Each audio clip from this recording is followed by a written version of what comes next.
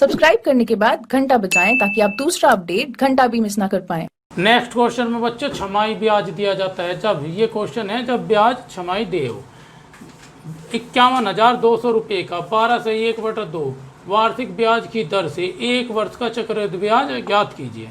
ब्याज छमाही दे है, मूलधन कितना 51,200, दर क्या है 12 से 1/2 यानी कि 12 24 और 1 25/2, समय कितना है 1 वर्ष, ब्याज क्या है छमाही दे, मूलधन तो वही रहेगा। दर को क्या कहा था हमने, दर को 2 से भाग, यानी कि 2 से भाग यहाँ कर दी तो ये होगा 25/4, समय को 2 से गुणा, 1 गुणा 2 बराबर 2 छमाही। तो फार्मूला क्या है, चक्रवृद्धि ब्याज बराबर मूलधन इंटू 1 प्लस दर बटे 100 की पावर समय -1 रख दो 25/4, तो ये क्या हो जाएगा, देखो 25 चौका 100 और 4 चौक 16 और 1 17/2 की पावर, यानी कि क्या हो जाएगा बच्चों 17/16 की पावर 2, 17/16 की पावर 2 -1, इसे सोल्यूशन कर दो, ये हो जाएगा 256 एलसीएम, और ये क्या हो जाएगा 289 - 256 33/256, तो क्या हो जाएगा 51,200 गुणा 33/256 से कितनी बार, ये 200 बार डिवाइड हो जाएगा, यानी कि 2 बार ये कटेगा, 2 जीरो के 2 जीरो, 200 गुणा 33 क्या हो जाएगा 6600, यही हमारा चक्रवृद्धि ब्याज है। क्वेश्चन है बच्चों 24,000 रुपये का 20% वार्षिक ब्याज की दर से 9 माह का चक्रवृद्धि ब्याज क्या आती है जब ब्याज तिमाही दिया जाता है। इस सवाल में क्या पूछा है बच्चों, ब्याज तिमाही है, 1 वर्ष में कितनी तिमाही होती है 4, हमने आपको बताया था यदि तिमाही का प्रश्न हो तो दर को 4 से भाग और समय को 4 से गुणा कर देते हैं, लेकिन इसमें समय महीनों में दिया है, वर्ष में नहीं दिया है, ठीक है बच्चों। तो ये तो हो जाएगा 20 को 4 से 4 पंजे 20, दर क्या हो गई 5%, और समय क्या था 9 महीने, 9 महीने की कितनी तिमाही हो जाएगी 3 तिमाही।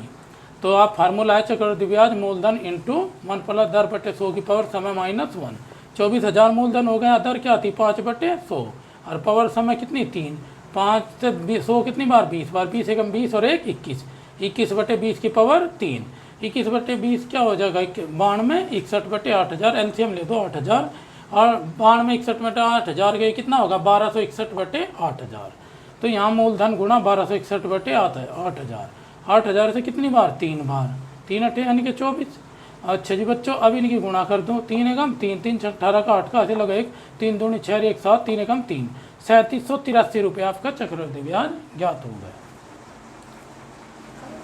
ठीक है भाई, अभी तो बढ़ेगी।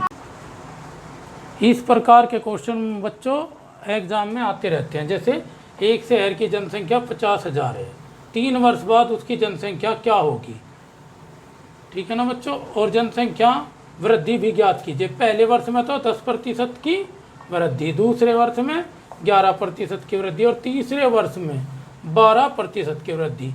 नोट याद रखिए बच्चों, अगर ऐसे में कमी आ जा तो आप 1 - R/100 यानी कि दर बटे 100 यहाँ पे क्या कर सकते हो माइनस कर देते। 3 वर्ष बाद की जनसंख्या, देखो वर्तमान जनसंख्या कितनी है 50,000, पहले में क्या है 10/100, दूसरे में 11/100, तीसरे में 12/100, यानी कि देखो 10 एकम 10 शाम 100, ये तो हो जाएगा 10 एकम 10 और 1 11/10, दूसरे में 100 के 100 एकम 100 और 11 111/100, और तीसरे में 4 तियाँ 12 और 4 से 100 25 बार, 25 एकम 25 और 3 28/25। अब इन 3 जीरो से ये जीरो गई, ठीक है ना बच्चों, 25 दूनी 50। अब आपको गुणा करनी है, इनकी गुणा कर लो, देखो बच्चों यहाँ पे क्या शेष बचा 2 11 111 और 128, यानी कि आप गुणा करोगे आपस में तो ये जगह 68,376, ये तो हुई जनसंख्या 3 साल बाद। अगर वृद्धि कहता बच्चों, वृद्धि क्या हो जाती 68,376 माइनस 50,000, यानी कि कितने की वृद्धि हुई 3 साल में 18,376 की।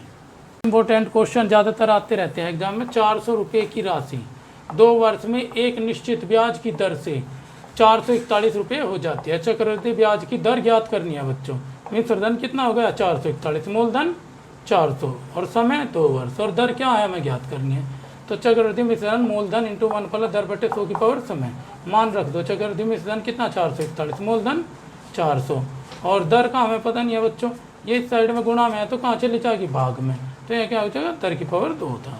तो ये कितने का वर्ग है 21 का और ये 20 का, तो देखो यहाँ पे क्या होगी, घात समान होगी, इसलिए बच्चों क्या हो जाएगा, आधार बराबर हो जाएगा।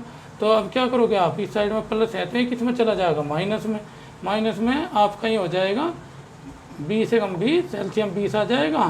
तो बच्चों ये क्या हो जाएगा, 21 में तो 20 गई 1/20, वर्ज गुणा कर दो आप इनकी, तो वर्ज गुण करके आ जाएगा 100/20, 20 पंजे 100, दर क्या आ जाएगी 5%। हमारी दर क्या आता है